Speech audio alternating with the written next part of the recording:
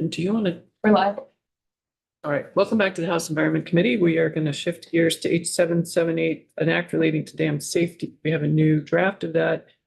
I don't know, Representative Chapin, if you're prepared to do a kind of a history lesson a little bit. How do we get to where Sure. what we're about to walk through? Yes, I'd be happy to. Thank you for that opportunity. Yeah, just, there's, a fair amount of yellow on this, but it's mostly sort of relocating some items and just giving, Michael and I sat down with the director of the EM, Eric Forand, who was most recently testifying on this bill, and asking some questions about structure and clarity. So we sat down with him, walked through the bill, really put some better language around just what will be in an EOP. Plus the last item you'll notice is like, and whatever else they deem is important to put in the EOP.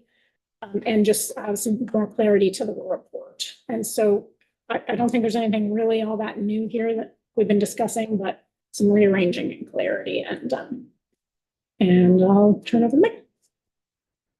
This is Michael Gray. I was just going to start with the same basic statement. Structure of this bill is the same, but some of the substance within the structure has been moved around and or clarified to address the concerns from BEM.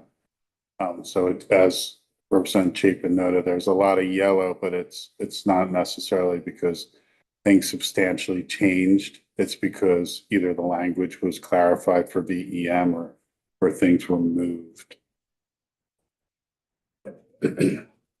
With that said, section 1 remains unchanged. That's still that authority clarifying that the governor and the director of EM have the ability to order an evacuation without the approval of the municipality's all hazards power. Then on page 2 in section 2, you still have the pilot project. It still is the requirement of BEM, Division of Emergency Management, in coordination with DEC to conduct the pilot, under which emergency operation plans for 2 state-owned dams that have been classified as high hazard potential shall be developed. One of the dams shall have a population at risk of 1,000 or more persons, and the other shall have a population at risk of 100 or more, but fewer than 1,000 persons. But fewer than 1,000 is highlighted because the editors didn't like it not having an upper limit. The page 2, line 10, the set of EOPs, and that's from the previous draft. It was the set. You're not just doing 2 individual plans. You're doing plans for each of the municipalities within the inundation zone. And that's what's clarified on page 2, line 10 and 11. The set for each dam shall include an EOP for each municipality in the inundation zone of the dam. What you are no longer seeing is that there's no longer a specific requirement for a regional EOP, because as the director of BEM pointed out, all of the municipal plans together form the regional EOP. And there's further clarification about how they connect later on when talking about mutual aid as part of the EOP. Moving on page 2, line 12, in preparing the EOPs, there's a directive for BEM to coordinate with those that generally are involved with creation or interested in creation of the EOPs. It's going to be your regional municipal emergency management, your municipal officials, emergency responders, RPCs, state and regional search and rescue partners, including Swiftwater Rescue and other relevant interested parties. I did see, or I was told that there might be a request to add into this those that are at a state-owned dam. You can have privately owned hydroelectric generation. So you would probably want in those cases to have consultation coordination with those entities as well in developing the EOP, especially since later on we're going to connect the EAP to the EOP for purposes of things like your inundation maps. So moving on from there, the ability of the division to hire a contractor, including a regional planning commission, is remained, but Commissioner Foran wanted to get some clarity about what he could use a contractor for. And it would be to complete the requirements of the section, of everything. If they can hire somebody to do everything under the section, they can do that, including one or both of the EOPs required under subsection A. And then you will see where the large amount of highlighting is, page 3, lines 3 through 20. This is in what is going to be completed under the EOP. Not just what's going to be in the EOP, but how effectively the process may work in some instances.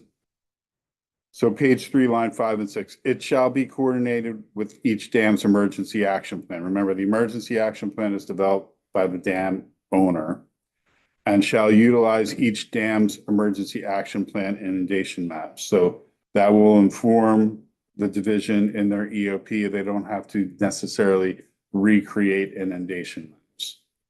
Page 3, line 7 through 10, they'll identify planned evacuations and evacuation routes based on possible inundation scenarios, including how to evacuate those vulnerable populations, such as those who are medically vulnerable or need access to specialized medical.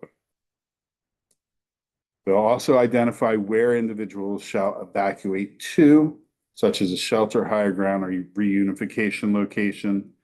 They will, page 3, line 3 through 15, engage facilities that house vulnerable populations, such as schools and shelters and senior living communities in the plan development. They shall, as I referenced earlier, page 3, lines 16 and 17, plan for the use of mutual aid and state resources. Does everyone know what mutual aid is? And coordinate such use between municipalities downstream of the dam. Page 3, line 18 to 20, address how to implement the use of pre-event communication and early warning systems to alert persons in the inundation areas, including the use of Vermont Alert System. The director was concerned about making recommendations to specific municipalities about early warning systems, especially if they didn't follow up on that recommendation, and his concern that would put the state in potential liability. So this isn't a recommendation, it's to address how they could do it, you know.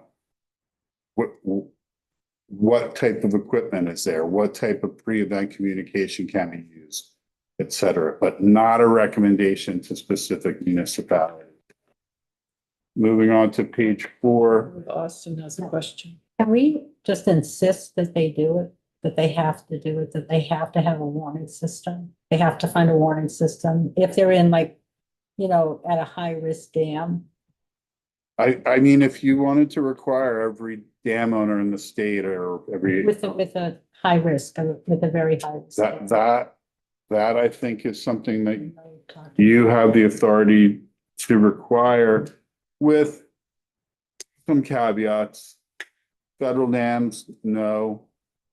Probably not for FERC dams as well. But then, so the DEC owned dams, potentially, yes. Kind of point. And how many would that be? Just to know a number. High. Oh, I know, I think we heard this. 77? there's 77 high hazard dams, and then I think all of those 77 are DEC dams.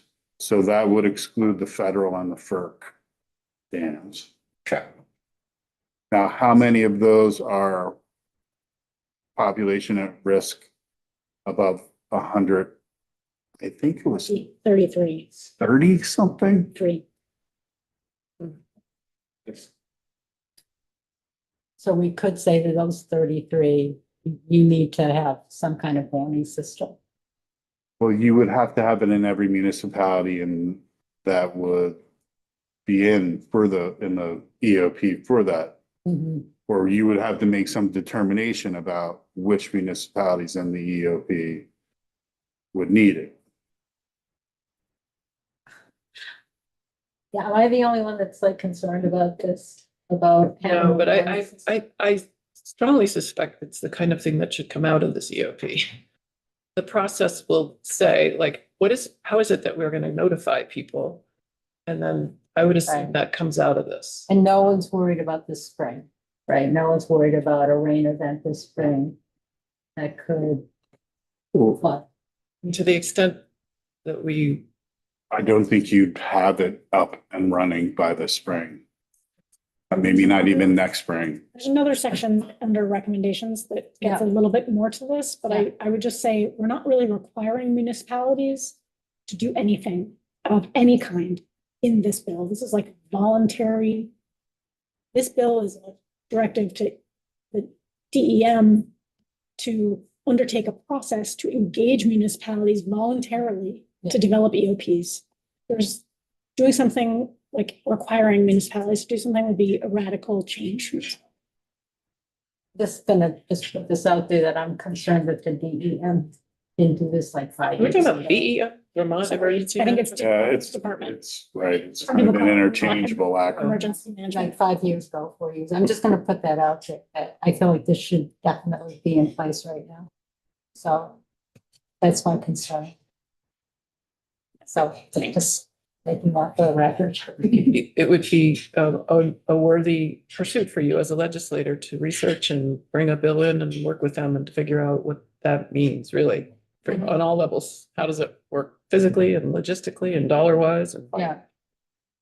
Yeah. I mean, I just spent all weekend reading about dams and, reading reports from the Association of Dam Safety Officials and reading reports from the Association of Dam Safety. And it's very, there's a lot of data out there about what needs to be done, to save lives, to make sure people don't die in a dam. And I'm just responding to the Texas floods.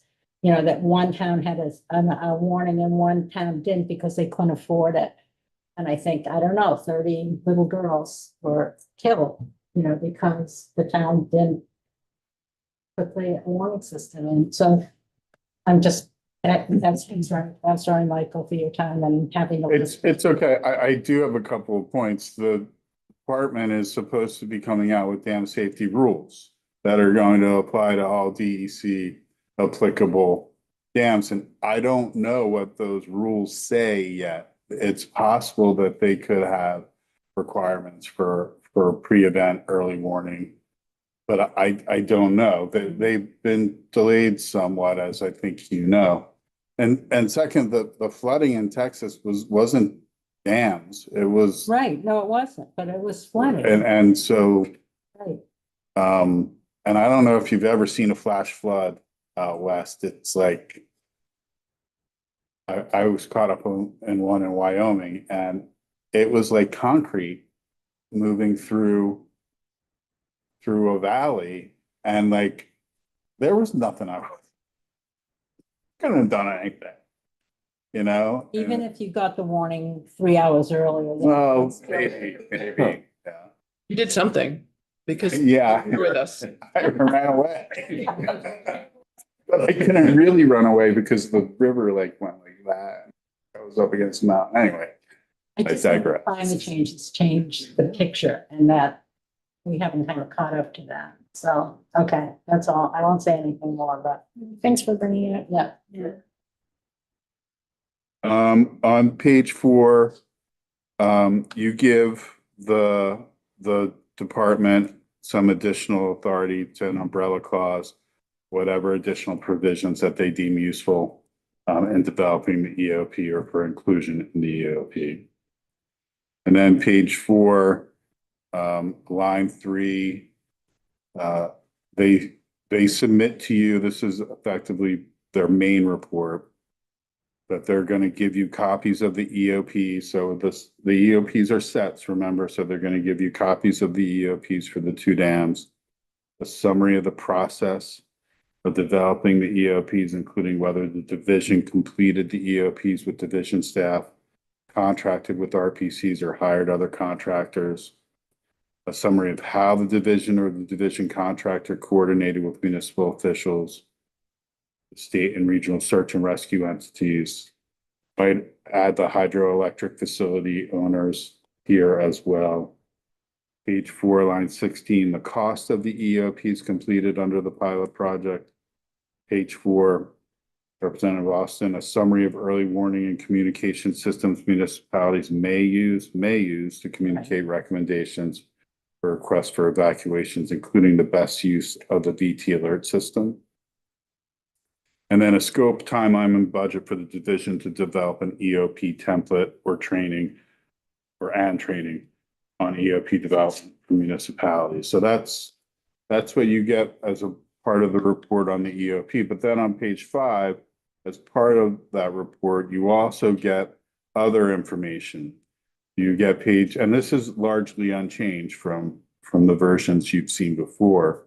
They'll recommend how the EOP should be completed for all state or federal dams in Vermont that are high hazard potential and have a PAR of 100 or more persons, including how to prioritize them, whether the division can complete or contract for completion of the EOPs by 2035, whether they can complete an EOP for a federal dam or whether the division may only assist those local entities. There's a question of field preemption, especially for flood safety dams, and whether or not the feds control safety and whether or not you can mandate who does the EOP for those dams.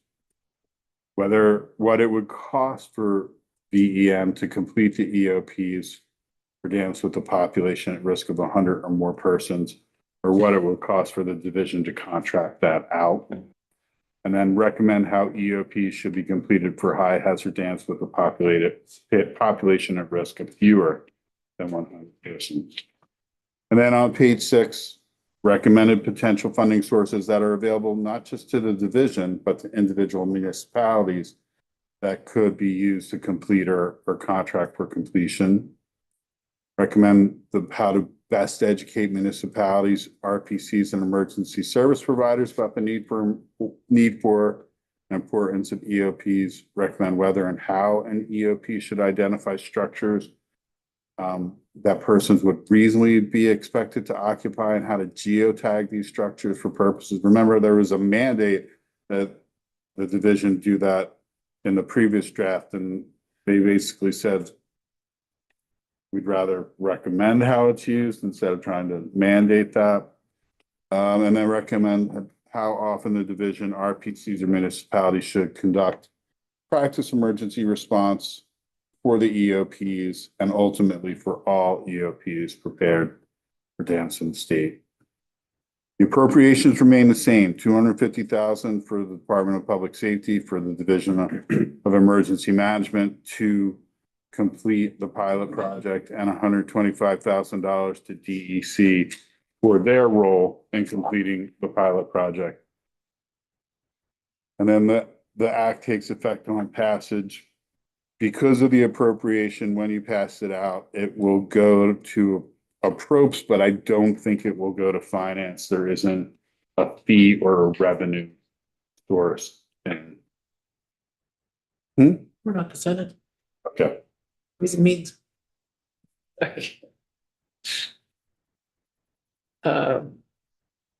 Great. Questions? Seems much clearer and good. I also want to say about the appropriations, it's going to get hit with the contingency funding clause. It's a new requirement, not part of base budget. That's what they're doing for every new program with additional new appropriations. It's taken out and put aside. I've asked JFO how that's going to be handled, like what role will agencies or ledge council have when that's taken up. They said it's unclear as of now, but they'll do their best to involve representatives of the committee and ledge council and their discussions about the decisions that they're going to have to make. talk about through the appropriations process. Yeah. All right, thank you, Michael. Thanks, Michael. Is the devotional music today? No, I'm reading at home. Oh, but you're doing, be there. Thank you. I think we're set with you for it. Okay. Just the changes to the bottle bill, and then, we'll see if we get a redemption center in or something. But more, stay tuned. So I should make the changes requested by Chris Rice. Yes. Should I make the change requested by Dylan as to consultation with owners of hydroelectric facilities? I'm not aware of this request. Yeah, This is part of the dam bill. Yeah. What, do you want to just say then out loud, Dylan, what your request is? Yeah, sure. For the record, Dylan's with Leon, I'm from GMP. I think what Mr. O'Grady's referencing is the inclusion of the owner operator of that hydroelectric facility in cases like, for example, Waterbury Reservoir, where it's a state-owned dam, but there's a generation facility that's owned in that case by Green Mountain Power. So it makes sense to have them included in the list of entities consulted in the. Oh, yeah, sorry. Thank you. Yes, of course. Yes. Great. Is there discussion on this bill that people want to have? How are you feeling about it? Yeah. I'll just mention I'm gonna run it by Eric Forend one more time before tomorrow morning, now that we have a restructured bill, and I'm expecting to hear back from him before tomorrow morning, and I think can I think that will be positive because I talked to him about it this morning and he was pretty positive about it, so. Great. Yeah. Yeah, I'll just say I really appreciate the department's willingness to take this on, not really knowing anything about it until December, so I do really appreciate that. Shows people, there's general agreement that this is a really important thing to keep moving forward on. So anyway, I will get any further feedback from him, hopefully by the end of the day today, and we are hoping to take a vote on this tomorrow. Great. Send it on its way. Representative Austin? Yeah, so is it safe to assume that Vermont Emergency Management will consult with national organizations like the Association of Dam Safety? Is that a safe assumption? I can speak to that. I mean, I can try and speak to that. I guess I don't know that I would assume that for this pilot project. I do believe, and I've had a number of conversations over the past 4 months with Ben Green at our dam safety division, that they are actively engaged with national partners as they work on some substantial new rules that are about to come out sometime this year in draft form that I think we will all have been well prepared for given this conversation. But there's some substantial change to how DEC will be able to regulate dams under their jurisdiction coming. Thank you. All right, we have a little bit of time and we have the budget discussion scheduled for this afternoon and tomorrow. I just started the other day. Curious, Representative Pritchard, if you've done any work on finding things you might want to propose for trimming that. I have not yet. Okay, our letter is due tomorrow. And, We have a draft that we can look at before tomorrow. Not yet. We're working on it. Yeah, we've each been working in parallel, so we. Yeah, okay, okay, so we'll have something for tomorrow to talk about. yeah. I think it would be helpful to take testimony from DEC on the Healthy Homes Initiative. Maybe we could try and get someone in. Do you know who that is? Emily? Emily Berg or Emily? Yeah. That's the. Yes. By Emily's name. Let me remind myself. All right, anyone else? Do you want to get some more information about the ARAP funds and how to deal with that, or do you want to just talk with Trevor and let him ferret that out? It's up to you. I don't know that dragging somebody in here from DEC is going to help that Yeah, all that much, so. yeah. Just see if Trevor can ferret that out for us. Yeah, There was some concern about some carryover funds, right, but it didn't show up in carryover in presentation. right. From carryover like ARPA funding? Yeah, Abby said? right. Yeah, like one-time ARPA funding, even expected to last for a while, but Oh, yeah, I last, thought, yeah, I heard you say ERAP. yeah. ARAP. ARAP, ARAP. like the AERAP program that they came in. The ones that we made a change in the bill. And that's how that's how we found out about it, because they came in. oh, the vehicle emissions. Oh, Yeah.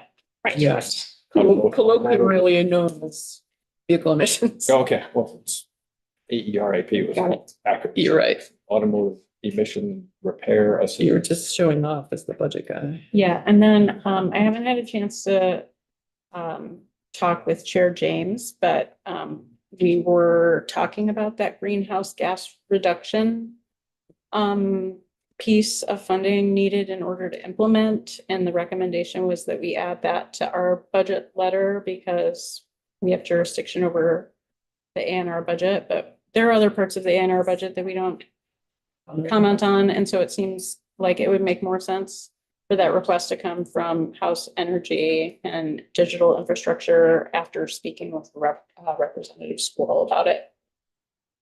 So That's- I'll chat, Chair James, and then it may end up in our letter anyway. I Sure, think it'll be in theirs. okay. Others that, things you want in or in the budget letter. If you finish the draft, can you send it out tonight? I won't finish it You won't tonight. finish. Okay. No, but you'll have it first thing in the morning. Okay, It won't be very long. okay. Yeah, we're looking at less than 2 pages at this point. There, But it and has there's to much be in here I sent. don't think we even need to say. Yeah, probably Yeah. right. Yeah. Like same with my version, we both started drafting separate. Oh, interesting. Yeah, so we'll get something to you first thing in the morning. Great.